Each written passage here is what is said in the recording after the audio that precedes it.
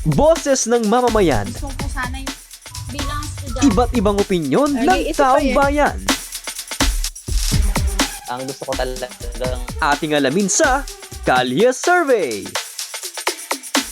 Ano po, buying essentials lang po na kailangan po sa pang-araw-araw. Through budgeting nga po. Budgeting, ipaplan ko po if ever man po na may bibili na akong something na mas magka-canvas po ako. Like kung saan po yung mas mura, doon ako magpupunta. Quality po yung bibilin na mga gamit or anything na useful. Tapos, through budgeting nga po, sinabi ko nga po, through budgeting, doon ako makakapag-less or pwede pa akong makaipon ng pera. If ever man na mas mura, tas quality yung mabibili kong gamit or something na useful.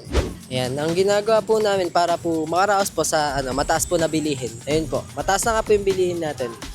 Bali, ang nagiging paraan na lang po namin is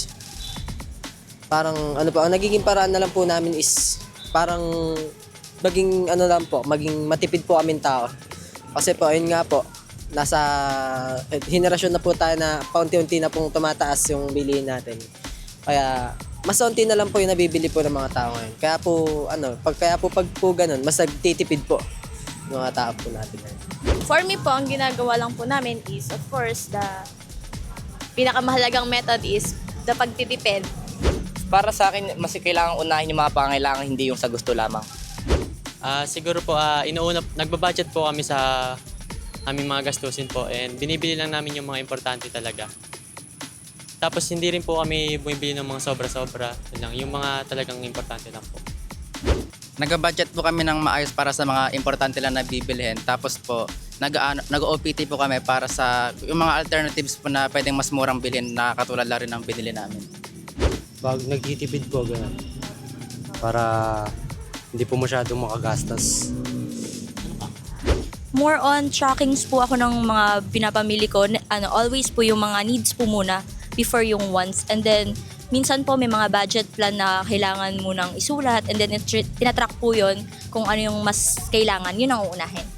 Kailangan lang magtipid. Tsaka po, kailangan magastos sa mga bagay-bagay na walang naman silbi. Nag-less po ng mga expenses and kung saan po mas mura, ayun po yung binibili ko and yung mga pinakakailangan lang po ay binibili. Nag-iipon po para po if ever may gusto pong bilhin na medyo pricey, pinag-iipunan po. Boses ng mamamayan, Gusto ko sana yung bilang estudyante. iba't ibang opinyon ng taong bayan. Ang gusto ko talagang Ating alamin sa Kalye Survey.